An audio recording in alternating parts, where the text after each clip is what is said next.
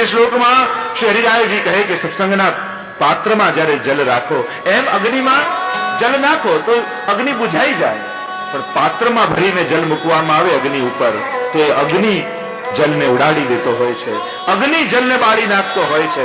એમ દુસ્સંગ ભાવરૂપી અગ્નિને બુઝાવી દે, પણ સત્સંગના પાત્રમાં જ્યારે આ જલને મૂકી દેવામાં આવે અને પાત્રમાં જલ મૂકી પછી અગ્નિ પર ચડાવવામાં આવે તો અગ્નિ જલને બાળી દે. એમ સત્સંગ તમારા દુસ્સંગને, લૌકિકતાને, સંસારને બાળી દેશે. સમગ્ર લૌકિક વૃત્તિઓને સમાપ્ત કરી દઈ હૃદયમાં ભગવત ભાવ પ્રજ્વલિત કરી દેશે. ત્રીજા શ્લોકમાં શ્રી હરિરાયજી કહે દુસ્સંગ છે શું, અને દુસ્સંગના સ્વરૂપને સમજાવતા તૃતીય શ્લોકમાં શ્રી હરિરાય મહાપ્રભુજી આજ્ઞા કરી દુસ્સંગ કોને જાણવો.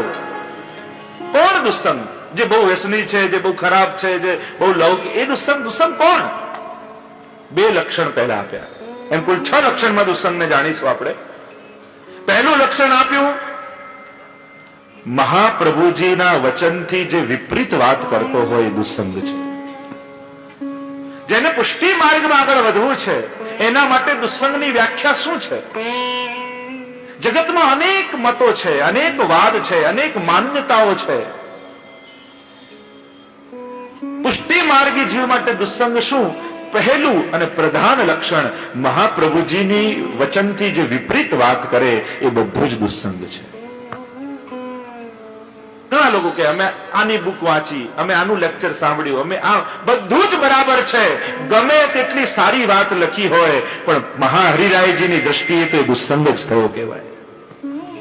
વિચારો તો દુનિયામાં ક્યાં કમી છે, કેવા કેવા મોટા વિચારવાળા વ્યક્તિઓ છે, પણ એ વિચાર વાંચીને થાય છે શું? પુષ્ટિ માર્ગમાં અભાવ પેદા થાય છે. કોઈ એમ કે ભગવાન ખૂબ લોજિક આપણને આપે, એમ કે ભગવાન બધાને ખવડાવે, એ બધું ચલાવી રહ્યા છે, એ આપણે એને શું સીવડાવવાના, એ બધાને જગાડે ને સુવડાવે, અને અનેક લોજિકો આપે એટલે આપણને વાત બેસી વાત બરાબર છે, અને વાત બરાબર લાગી એટલે મહાપ્રભુજીનો ભાવ ગયો. પુષ્ટિ માર્ગથી તમે ચ્યુત થઈ ગયા.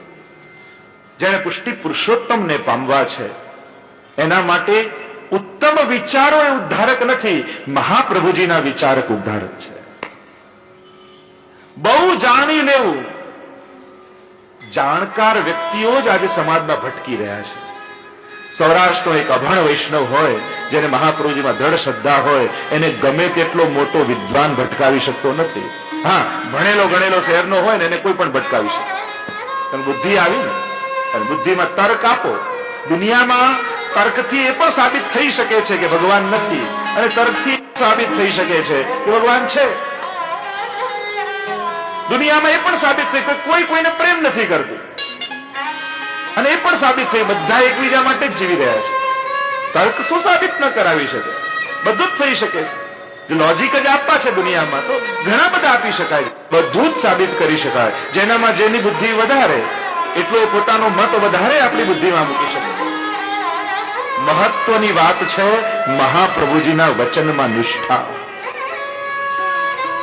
બહુ લોજિકો દુનિયામાં ભટકાવે છે માણસને, એનો ઉદ્ધાર નથી સાધી શકે. જોજો તમે, જેટલું જેને વધારે વાંચ્યું છે, જેટલું જેને વધારે સાંભળ્યું છે, એટલો માણસ વધારે કન્ફ્યુઝ હોય છે, એના વધારે સંશયો પેદા થતા હોય છે. અહીંયા કહ્યું દુસ્સંગનું પહેલું લક્ષણ મહાપ્રભુજીની વાણીથી અન્યથા સાંભળવું, બોલવું. અને બીજું આપ્યું અહંતા મમતાત્મક સંસારમાં જે આસક્તિ કરાવે એ પણ દુસ્સંગ છે. દયારામભાઈ પણ કહે દુસ્સંગ તેને જાણીએ જે ભૂલાવે ભગવંત, સ્નેહ કરાવે શ્રી કૃષ્ણ શું તેને કહીએ સાચા સંત. જેને મળવાથી તમારું ચિત્ત લૌકિક બની જાય એ દુસ્સંગ છે. પછી એ ગમે તેટલો નજીકના સગા હોય, ગમે તેટલા ભણેલા ગણેલા હોય, ગમે તેટલા સૂટ બૂટમાં હોય, ગમે તેટલા પ્રતિષ્ઠિત હોય, ગમે તેટલા સુખી હોય, પણ જેને મળવાથી ચિત્ત લૌકિક બની જાય તો એ દુસ્સંગ જ કહેવાય. જેને મળવાથી મન અલૌકિક બને, કોઈ પણ સ્થાનમાં. કોઈ અરે સત્સંગ છે, લગ્નમાં ગયા છો, પાર્ટીમાં છો, કોઈના રિસેપ્શનમાં છો, અને ત્યાં તમને કે જો અહીંયા શિક્ષાપત્ર પર સપ્તાહ ચાલી રહી છે, આવજો ને, ઘણું જાણવા મળશે, અને તમને એ ચિત્તમાં અલૌકિકતા આવી જાય તો ત્યાં પાર્ટીમાં પણ તમારો સત્સંગ થયો કહેવાય. પણ અહીંયા આવ્યા છો, હવેલીમાં છો, અને કોઈ કે ત્યાં સેલ લાગ્યો છે, કથા પૂરી થાય એટલે જઈએ તે દુસ્સંગ જ કે જ્યાં લૌકિકતા આવી જાય એ દુસ્સંગ છે. 6 પ્રકારે મરિરાજી દુસ્સંગના આપે છે. એક, અન્ય સંબંધ વાળા લોકોનો સંગ કરવો, આ દુસ્સંગનો પ્રકાર છે. જે ભટકી રહ્યા છે એના સાનિધ્યમાં રહેશો ને, એના સંગમાં રહેશો ને, તો તમે પણ ભટકતા થઈ જશો. જો બહુ મહત્વનું હોય છે. ઘણી વાર મેં જોયું કે જ્યાં જ્યાં મંડળો ચાલતા હોય અને મંડળ કોણ ચલાવે છે એ પ્રકારે આખા મંડળની વિચારધારા થઈ જતી હોય. જેનો સંગ કરો, ભટકતાનો સંગ કરશો તો ભટકાવશે, અને અટકેલાનો સંગ કરશો તો ચરણોમાં અટકાવશે. એ કહેશે ક્યાં ભટકી રહ્યો છે? सबन ते श्री वल्लभ नाम भलो, याही में गोकुल, याही में यमुना, याही में ब्रजमंडलो, सबन ते श्री वल्लभ नाम भलो. ભટકવાથી શું મળ્યું છે? એક વલ્લભના ચરણોમાં દ્રઢ થઈ જાય તો બધું મળી જાય. બીજો કહું, લૌકિક આસક્તિ વાળા લોકોનો સંગ કરવો એ પણ દુસ્સંગ છે. જે બહુ જ લૌકિક આસક્તિ છે એ લૌકિક આસક્તિ વાળા લોકો આપણને પણ સંસારમાં ભયભીત કરી નાખે છે. સંસારથી જે લૌકિકમાં બહુ આસક્ત હોય ને, આમ નહીં કરો ને તો આમ થઈ જશે, બહુ સેવા કરશો ને પછી કેમ ચાલશે, અને આમ કરી કરીને આપણી અંદર પણ એ લોકો ભય પેદા કરી દે છે. જે બહુ લૌકિક આસક્તિ વાળા હોય ને એને એમ લાગે કે નહીં કરીએ ને તો કઈ નહીં મળે લૌકિકમાં. એને ઠાકોરજીમાં વિશ્વાસ નથી કે પ્રભુ કરાવનારા છે, એવી શ્રદ્ધા એને નથી. એને લૌકિકમાં શ્રદ્ધા છે, અને લૌકિકમાં શ્રદ્ધા મનુષ્યને અશાંત બનાવે છે, અને પ્રભુમાં રહેલી શ્રદ્ધા મનુષ્યને શાંત બનાવે છે. સંસારમાં જ્યારે પણ શ્રદ્ધા રાખશો તો અમે અશાંત બની જશો. ત્રીજું કહ્યું, મહાપ્રભુજીના વચનોથી જે વિપરીત વાત કરે એનો સંગ કરવો એ પણ દુસ્સંગ છે. ચોથું કહ્યું, અવૈષ્ણવનો સંગ કરવો એ પણ દુસ્સંગ છે. मन मिले इष्ट मिले, मिले भजन रस रीत, ताही के संग कीजिए खान पान और प्रीत. मन मिले इष्ट मिले, मिले भजन रस रीत, ताही के संग कीजिए खान पान और प्रीत. દુસ્સંગ કહો. પાંચમું કહો, લૌકિક વિષયોનો સંગ કરવો એ પણ દુસ્સંગ છે. સૌથી વધારે ખતરો આપણને આપણી જાતનો જ છે. આપણને બીજા બગાડે છે એના કરતા આપણે જ આપણી જાતને વધારે બગાડીએ છીએ. આપણા દુશ્મનો સામે નથી, અંદર છે. સામે રસગુલ્લા પડેલા છે ને જોઈને ખાવાની ઈચ્છા થઈ, એમાં વાંક રસગુલ્લાનો કે આપણી જીભનો? વાંક કોનો? રસગુલ્લાનો. આપણે હંમેશા રસગુલ્લાનો જ વાંક કાઢતા હોય કે આને ક્યાં સામે લાયા, પણ વાંક તો જીભનો છે, ને ખાવાની ઈચ્છા છે. કોઈ દ્રશ્ય સામે આવ્યું અને મન બગડ્યું તો વાંક આંખોનો કે દ્રશ્યનો? આપણે બધા દ્રશ્યો હટાવવામાં લાગેલા છીએ, અને આંખને સુધારવાની જરૂર છે.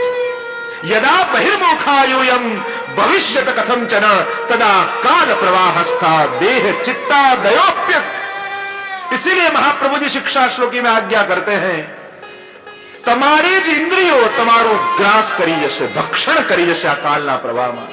જો આ ઇન્દ્રિયોને બહિર્મુખ કરી તો બીજો કોઈ બહારથી આવીને તમારું પતન નથી કરવાનો, પણ તમારી અંદર રહેલી ઇન્દ્રિયો, આપણી જ ઇન્દ્રિયો આપણો ગ્રાસ કરી જવાની છે.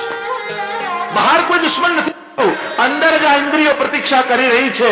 જ્યાં બહિર્મુખ થયો અને લૌકિકતાના સાગરમાં ડુબાડી દઈએ, વિષયોના સાગરમાં ખેંચી જઈએ.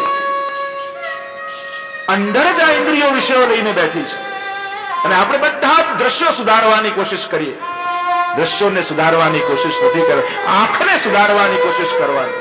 પેલું રામતીર્થ હતા, બહુ પ્રસિદ્ધ સંત. એકવાર જતા હતા તો એમણે એક દ્રશ્ય જોયું કે એક નાનકડું છોકરું રડી રહ્યું છે અને માં એને મારી રહી છે. કોઈ જીદે ચડ્યું છે. તો રામતીર્થે પૂછ્યું કે કેમ આને મારે છે બાળકને?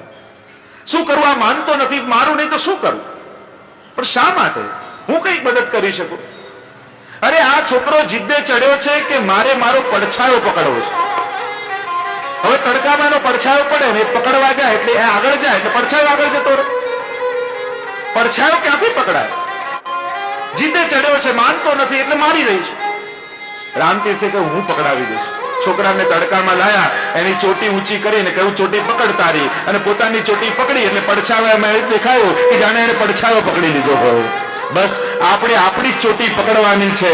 આવા તો જ પડછાયા પકડાશે. બાકી દ્રશ્યો બદલવાની કોશિશ કરીશું તો આ દ્રશ્યો બદલાવાના નથી.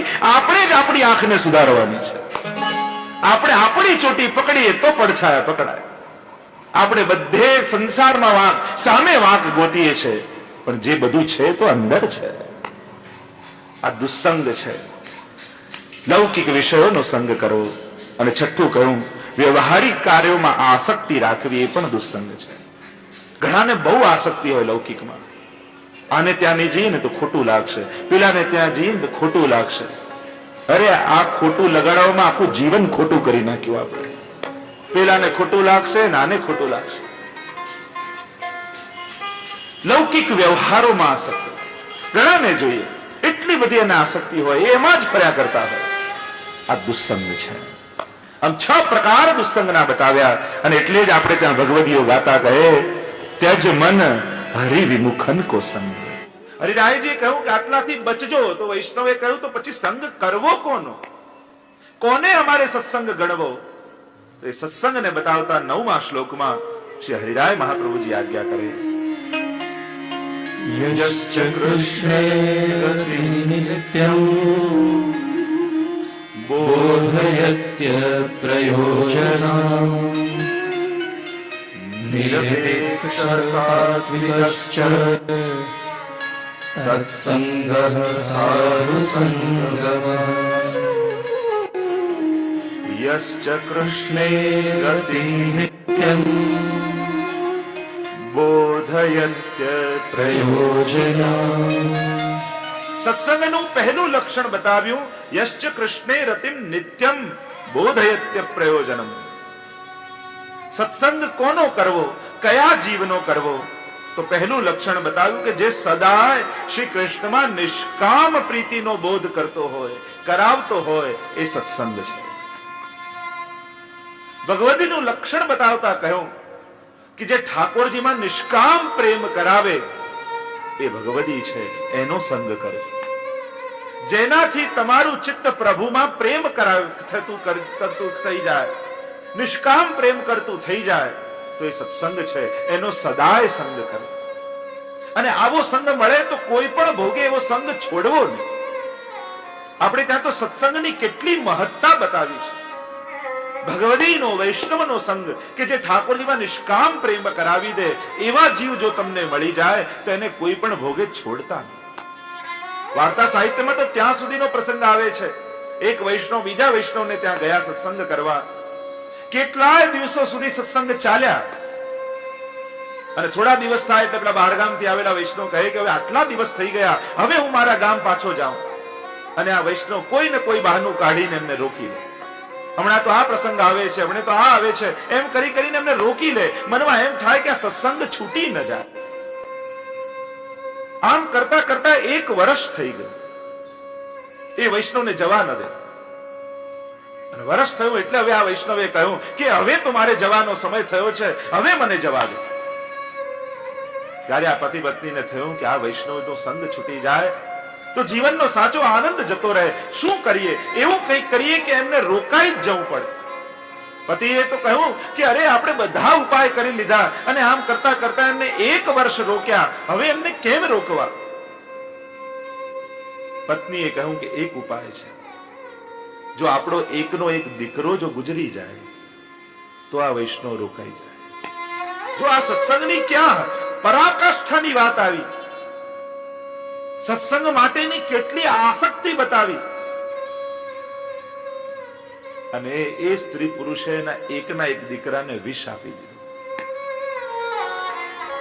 સવારે જ્યાં પેલા જવાની તૈયારી કરી, અને આ તો દીકરાની પાસે દેહ પડ્યો છે અને રડી રહ્યા છે, જો અમારો દીકરો ગુજરી ગયો, હવે તો તમારે રોકાવું પડે, હવે તમે ન જઈ શકો. પેલા પણ સાચા વૈષ્ણવ હતા, સમજી ગયા કે મને રોકવા માટે એમણે આમ કર્યું છે. હાથમાં જલ લીધું, અષ્ટાક્ષરનું સ્મરણ કરીને જ્યાં દીકરા પર છાંટ્યું, એ જીવિત બની ગયો. કહ્યું અરે મને રોકવા માટે આવું કૃત્ય ન કરાય, આ પણ વૈષ્ણવ છે. પેલા સ્ત્રી પુરુષે કહ્યું કે ભગવદીનો સંગ છૂટી જાય અમે કેમ જીવી શકીએ? કોઈ પણ ભોગે આપને રોકવા ઈચ્છતા હતા અને આ પગલું અમારાથી ભરાયું. પેલા એ કહ્યું, આવું ક્યારે ન કરતા, હવે હું અહીંયા છોડીને ક્યારે નહીં જાઉં. તમને આટલી બધી આસક્તિ છે સત્સંગમાં? પરાકાષ્ઠા બતાવી સત્સંગની. કોઈ પણ વૈષ્ણવનું અનુકરણ ન થાય, પણ ભાવનાઓ કેવી છે, સત્સંગની અભિરુચિ કેવી છે. એ બે જણા સત્સંગ કરતા હતા, હાડકા સુદ્ધા ગળી ગયા અને એમની પત્ની શોધતા આવી કે અમારા પતિ ગયા ક્યાં. શોધતા શોધતા કોઈ કુવાની પાસે આવ્યા, જોઈએ તો બંનેના હાડકા પડ્યા છે. એક વક્તા વૈષ્ણવ હતો ને એક શ્રોતા વૈષ્ણવ હતો. તો શ્રોતા વૈષ્ણવ હતો, એની પત્નીએ કહ્યું કે આ મારા હાડકામાંથી મારા પતિના હાડકા કયા, કે આમાં ખબર કેમ પડે એના હાડકા કયા? પેલી કે હું શોધી લઈશ. અને એને એના પતિના હાડકા કાઢ્યા. પેલીએ કહ્યું કે તમે ઓળખ્યા કઈ રીતે? તો કહ્યું, જો તમારા પતિ ને મારા પતિ બંને સત્સંગ કરવા આવેલા. તમારા પતિ વક્તા હતા, બોલતા હતા ને આ સાંભળતા હતા. મારા પતિના હાડકા સુધી એ સત્સંગ પહોંચી ગયો, એટલે મારા પતિના જે હાડકા છે એમાં છેદ પડેલા છે. પેલો વક્તા હતો એની અંદર અંદર સુધી ભાવ નહોતો ઉતરેલો, પણ આ શ્રોતા હતો એના તો રોમ રોમમાં સત્સંગ વ્યાપી ગયો. એવી સત્સંગમાં આસક્તિ બતાવી.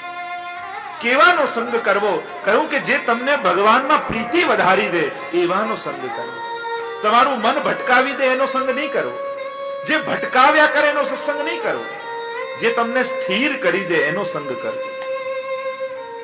નહીં તો ગોકુલનાથજીના પ્રસંગમાં આવે છે કે એક વૈષ્ણવે કહ્યું, જયરાજ વ્રજયાત્રા કરીને આવું. ગોકુલનાથજીએ કહ્યું, ક્યારે સાક્ષાત ઠાકોરજીને છોડીને ચિહ્નો શોધવા ક્યાં નીકળે છે? પ્રભુને છોડીને ચિહ્નો ગોતવા નીકળે છે?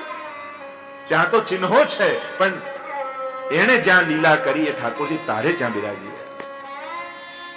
એક અહોભાવ પ્રભુ માટે. એનો અર્થ એ નથી તો કે વ્રજ ગૌણ થઈ જાય. એની મહત્તા તો એની જગ્યાએ સિરમોર છે, પણ આપણા આચાર્યોની વાણી કેટલી ગૂઢ છે. તમારે ત્યાં બિરાજે છે, જરાય ન્યૂન્ય નથી. એ સાક્ષાત યશોદોત્સંગ લાલિત છે. એને જરાય નાના ન ગણશો. અમારે તો ગોપાલ પ્રભુના જીવનનો એવો પ્રસંગ આવે ચરિત્રમાં. દેવકા બેટીજી પધરાવવા માટે આવ્યા ગુસાઈજીને ત્યાં કે હું શ્રીનાથજી જઈને દર્શન કરી આવું. સેવા નહીં પધરાવે એટલે આપ બી પધરા, આપને ત્યાં પધરાઈ જાઉં. ગુસાઈજી આજ્ञा કરી, તું इनको श्रीनाथजी શું કમ માને है का? તું આ ગોપાલ લાલજીને શ્રીનાથજી થી નાના ગણે છે? આમનું તો એટલું જ મહાત્મ્ય છે. સત્સંગ એવાનો કરજો જે તમારી અંદર ભક્તિની વૃદ્ધિ કરાવે. અને બીજું લક્ષણ કહ્યું, નિરપેક્ષ. જેની અંદર કોઈ અપેક્ષા ન હોય એવાનો સંગ કરજો. એના મનમાં એક જ ભાવના ચાલતી હોય, કેમ હું મારા પ્રભુને લાલ લડાવું, કેમ મારા પ્રભુને રીઝવું. જે મારી જોડે સત્સંગ કરવા આવે છે કેમ એને સન્મુખ બનાવું. જેની અંદર આવી ભાવના થતી હોય એનો સંગ કરજો. હું આગળ રહું ને તમે પાછળ રહો એવાનો સંગ ન કરાય. જે બીજાને આગળ કરે એનો સંગ થાય. નિરપેક્ષ સાત્વિકશ્ચ. જે સાત્વિક હોય એનો સંગ કરો. સાધુ સંગમ તત્સંગ સાધુ સંગમ. એનો સંગ એ સાચો સત્સંગ છે. અને આવો સંગ મળે. હરિરાયજી કહે કે જેના સંગમાં થોડા દિવસ રહેવાથી તમે ભક્તિના રંગે રંગાઈ જાઓ. હરિરાયજી તો કહે કે ભગવદીઓ તો કાચા રંગના કપડા જેવા છે. એને બીજું કપડું અડે તો પેલામાં ભલે કાચું હોય, પણ જેના પર રંગ ચડ્યો હોય ત્યાં પાકું થઈ જાય. કાચા રંગનું કપડું, એમાંથી નીકળેલો રંગ જે બીજા પર ચડે ત્યાં પાકો રંગ થઈ જતો હોય છે, ત્યાંથી નીકળતો નથી હોતો. એમ ભગવદીઓના રંગ પણ એવા હોય છે. નિષ્કામતા હૃદયમાં પ્રગટ થઈ. પદ્મનાભદાસજીની વાર્તા જો. અડેલમાં જઈને મહાપ્રભુજીના સાનિધ્યમાં રહેતા અને પદ્મનાભદાસજી મથુરાધીશની સેવા કરતા. એક વાર અક્કાજીને ખબર પડી કે પદ્મનાભદાસજીને બહુ દ્રવ્યનો સંકોચ છે, વિપરીત પરિસ્થિતિ ચાલી રહી છે. એટલે સેવકોને કહ્યું કે થોડું અનાજ પદ્મનાભદાસજીને ત્યાં અહીંયાથી. અને અનાજ લઈને સેવકો પદ્મનાભદાસજીના ઘરે પધરાવી ગયા. પદ્મનાભદાસજીએ પૂછ્યું, ક્યાંથી આવ્યું? મહાપ્રભુજીના ઘરેથી અક્કાજીએ મોકલાવ્યું છે. અને પદ્મનાભદાસજીના નેત્રો ભરાઈ આવ્યા. દીકરીને કહ્યું, સાંભળ બેટા, હવે અડેલ છોડવાનો દિવસ આવી ગયો.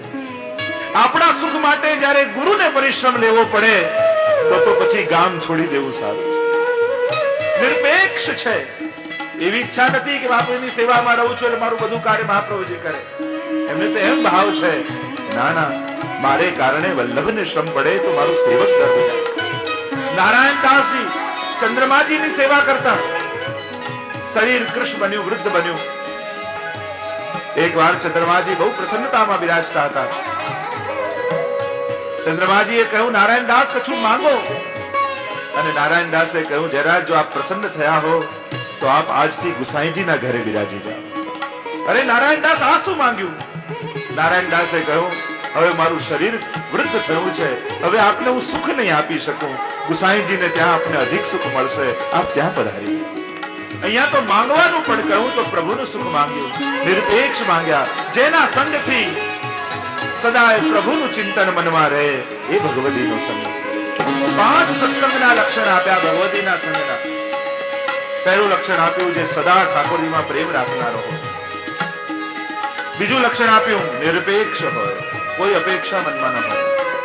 ત્રીજું લક્ષણ આપ્યું, સાત્વિક હોય. ચોથું લક્ષણ આપ્યું, શ્રી વલ્લભના કૃપા પાત્ર ભગવદીઓમાં જેનો ભાવ રહેતો. આયે મેરે નંદ નંદન કે પ્યારે. વલ્લભમાં તો આસક્તિ હોય, પણ વલ્લભીયમાં પણ આસક્તિ હોવી જોઈએ. એ ભગવદી કહેવાય.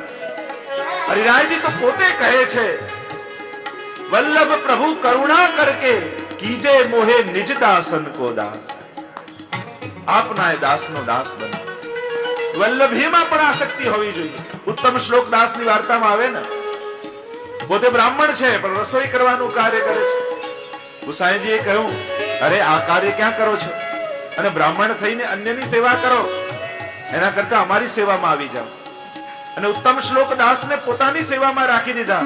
જીવન નિર્વાહ ચાલે એના માટે એમને સેવાનું વેતન આપતા, એનો નિર્વાહ ચાલે. ઉત્તમ શ્લોક દાસમાં એવો ભાવ, જે પણ એમને વેતન મળે એમાંથી ઘી લઈને આવે.